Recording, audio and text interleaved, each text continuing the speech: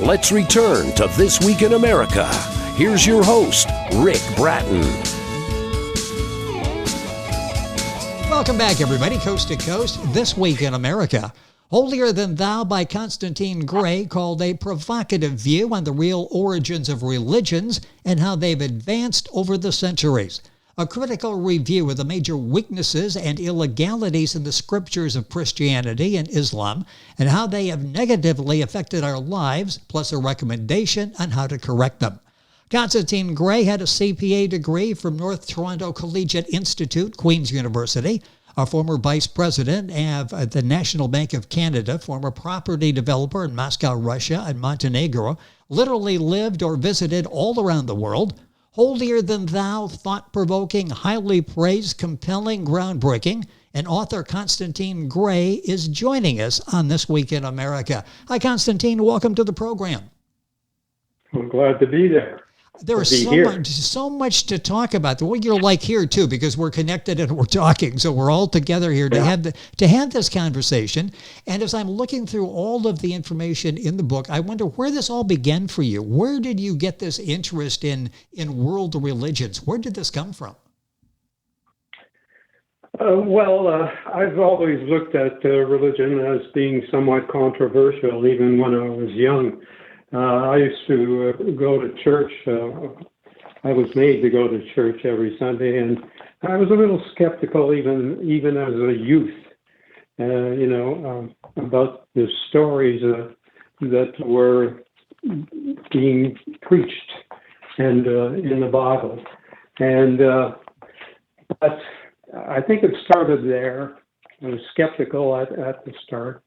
And then I've seen what religion, some of the things that religion is doing today and has done as I researched it in the past. So I thought I'd like to get my own opinions out in the open and to somewhat try to clear the air and some of the defects that go along with religion. I respect religion because it's been around for a long time. It basically has a positive view in terms of its parishioners in improving their life and giving them peace and excusing their sins, and it does do positive things. Yes. But the negative things have been very serious and have caused death. And so that's why I wrote the book. You point that out, that it's led to wars and people dying, and we'll get into that during the conversation today. Constantine Gray is our guest on the program. Googling, that's Grey. The book is Holier Than Thou. You'll find it Amazon.com, all of the usual places. Constantine Gray has a website, ConstantineGray.com. We'll give you that as we go through the program. This really is a new approach to the analysis of religion, isn't it? It's a different approach to presenting religions, world religions, in a different light. How did you go about the preparation for this, the study, the research that went into preparing Holier Than Thou? Well, the internet is a pretty bountiful source. Yes. And I knew a lot of this going in, but I did dig further. And I did have reference certain publications that gave me the source data. So it's all out there, and I just tried to put it together in a concise yet a form that would have an impact, and not so much a shock type approach, but just to put down the bare facts, not to exaggerate them. And say, here, look at this. This is what happened, and this is what is happening, and make your own decision. Let's go to the very I- beginning. You talk about the real origins of religions. Let's talk about that. When did this concept of religions begin? Well, you see, Homo sapiens, which is what we are, mixed a little bit with Neanderthal, but Homo sapiens came onto the scene about 200,000 years ago in Africa, and from there they about 40,000 years ago or so they left Africa and spread into the Eurasian area. But that was 200,000 years ago. Religion came about 4,000 years ago, and I look at it as being one of the ways that the elite, the leaders of the various clans that evolved, found after the development of the Neolithic stage, which started about 12,000 years ago, and this is where Homo sapiens began to use agriculture, and this is when they really expanded population-wise. Yes. So there was a need for the leaders of the clans or whatever they were to instill some sort of natural form of policing. So I think religion really evolved as a product of the leaders of those clans putting together beliefs using supernatural fear of the supernatural to bring order to the society that had evolved. And I think it was more a tool of the elite. Yeah, and you talk about that in the tool of the elite, tool of power. It's something that they held over the people for centuries, haven't they? Well, yes, I think there was really two classes of people. There was the elite, and then the rest.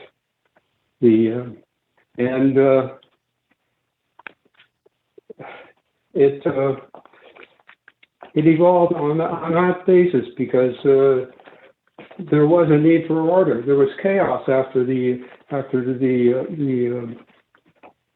world went agricultural, because then people were brought up the questions of people who owned the land, who was going to work the land, and it brought in all sorts of strife because of it. As human beings being what they are, there was definitely battles for territory.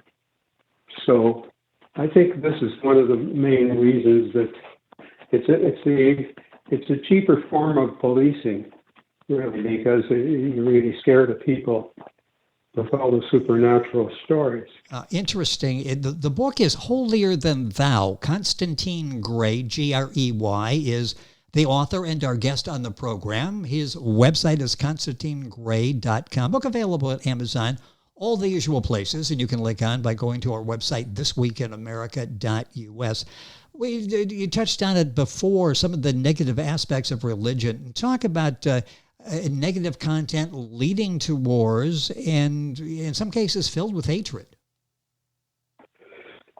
Well, yes, I think a good example is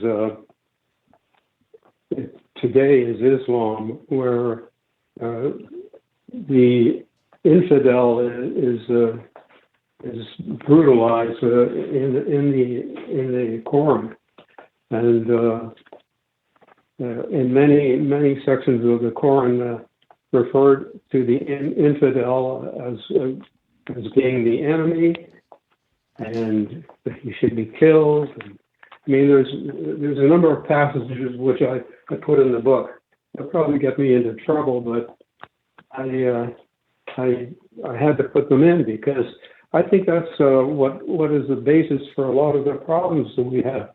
The Islamic terrorists and what have you, I think, are feeding upon, maybe bolstered by clerics, but feeding upon the content of the Quran, which definitely puts the infidel in a bad light. You know, you mentioned Go ahead. You mentioned something that's very interesting. Writing this, I would think, would take a lot of courage. This book is going worldwide. You'll be getting, of course, feedback, probably getting feedback already. Any concerns in publishing this book, because you're very honest in your portrayal of religions and the impact religion has? Well, if they do get to me, it'll be good for circulation. That's yes, yeah. But no, there's a risk there. What I do in the epilogue, I do say that I do have respect for the people of Islam, and it's nothing to do about. It's just the negative parts of the Quran that I think could be. I mean, the Quran is supposedly written in stone and can't be changed, but I suggest a codicil a holy codicil to correct some of these things, or at least to dilute the vitriol that exists. It would be a separate publication, but this again would be difficult, I think, for Islam to be able to carry out. But in the book, I put it in. Yes. It's fascinating. You have all of that in there. It's such a remarkable book, so well written. Holier Than Thou, Constantine Gray, the author, and our guest on the program. You examine the legitimacy of the big books, the Quran, the Bible, and the Torah. Talk about that, and should these be viewed as historical fact? Well, I think certain parts and certain people in them are historical or existed, but it's been cherry picked, and yes. And I think sure, some of it is historical, but I think it's been embellished to get the idea across to the layman. How did this? And, go ahead. Yeah, I was just going to say, how did this evolve? Especially, we're familiar with it here in the United States, where religion has become a business. It's become a tax-exempt business. Talk a little bit about your thoughts on that and how that has evolved over the centuries. Well, it is non-taxable income. The tithes, the gifts to the church are non-taxable, and the churches have become very powerful institutes for investment as a result, because not all the tithes, not all the contributions go back to the poor and what have you. They are used to build larger churches, or with a surplus to invest the surplus in mostly real estate, it appears, although that's only a guess. But my involvement with the study of the churches shows that they have a very big surplus. The Mormon Church boasts about giving back, contributions, but it's only about 0.7% of their income. In the meantime, they all have large portfolios of real estate and stocks and bonds and what have you. They're a business, but that's being threatened now because membership is basically reducing, decreasing in almost all sectors of yes. except for maybe Islam, which has a sort of apostasy clause in many of the Islamic countries that if you leave the church, you will be killed.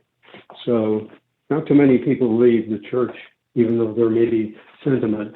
That would be a deterrent. It's such a fascinating read. Holier Than Thou, Constantine Gray, the author. Time is going by so quickly.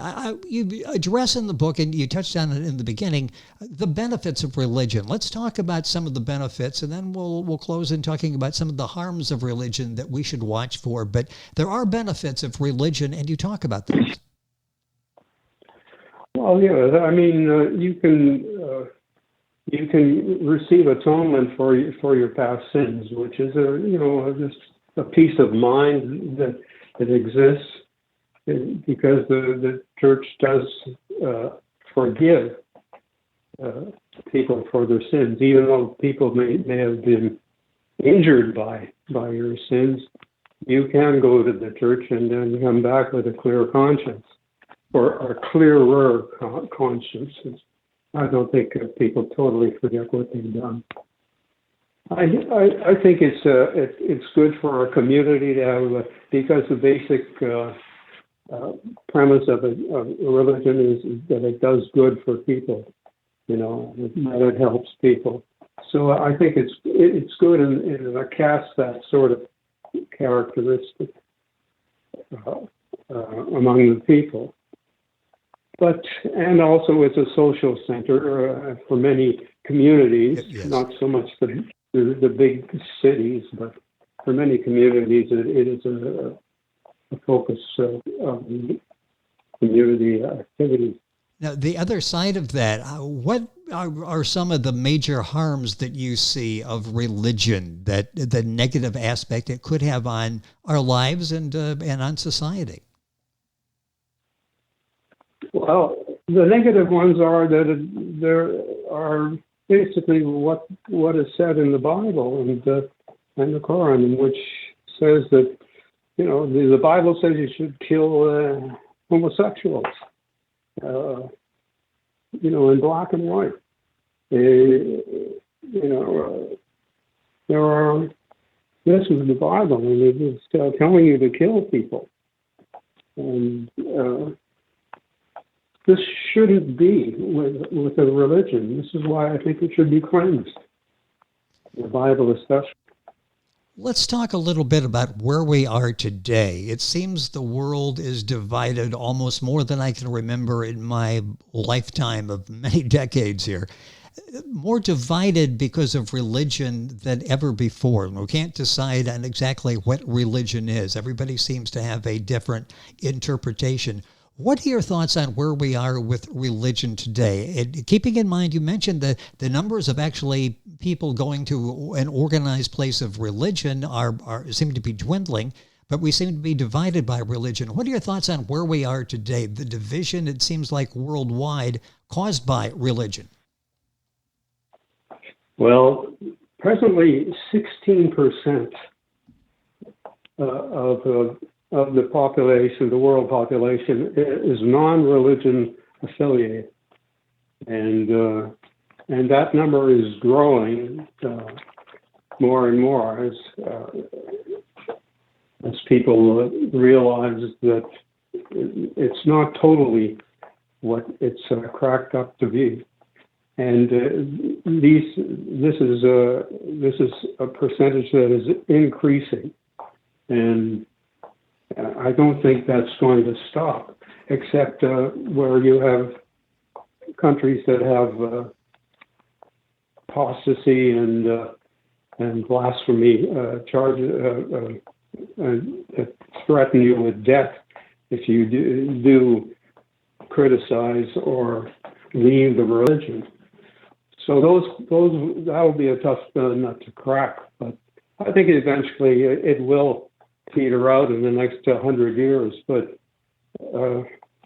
That's what we're faced with now, is people very strongly religious.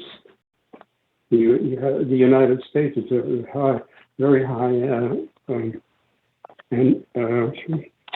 what's the word? Well, we see it. Go ahead. Yeah, well, it's really divisive, especially in the United States, and people really, in their zealousness in practicing their religion, it's a fascinating topic. I'm going to take a minute here at the end. In doing all of this, in writing the book Holier Than Thou, did this change you in any way? No, as I said, I've been thinking this way even as a youth. I was always skeptical about all the stories because this is the way it was. We went to church, but didn't totally believe all. I thought a lot of it was a bit of a show. So it hasn't changed me to any great degree, and that's, I've been around, and I'm not a young guy, and so I figured I'd put it in black and white before I pass on and see what happens. Well, I love the. I just want to talk about the background that you've had. I mentioned Moscow, Montenegro, Greece, Turkey, United States, lived here, did business here, had a home here, speak 5 different languages. Did all of this background help you in writing Holier Than Thou, giving you a much broader perspective than most of us have of religion? Yeah, I think I've seen a lot of the world, and I've seen a lot of the good, but I've also seen a lot of the bad. And I think it does temper your sort of outlook, positive outlook on things. And it's just more education. The more you travel, the more you live in other places, the more you speak in other languages, you tend to have a sensitivity for what's going on outside your own world. Well, it's that credibility that has people talking about the book Holier Than Thou, thought-provoking, highly praised, compelling, groundbreaking. The book is by our guest on the program, Constantine Gray, Grey. His website, ConstantineGray.com. Book available Amazon, the usual places, published by URL Inc. Print and Media LLC. Their website is urlink. Publishing.com. All of this on our website, thisweekinamerica.us. Constantine, it's been a pleasure having you on the program. Thank you so much for joining us today. Thank you, Rick. It was a pleasure for me.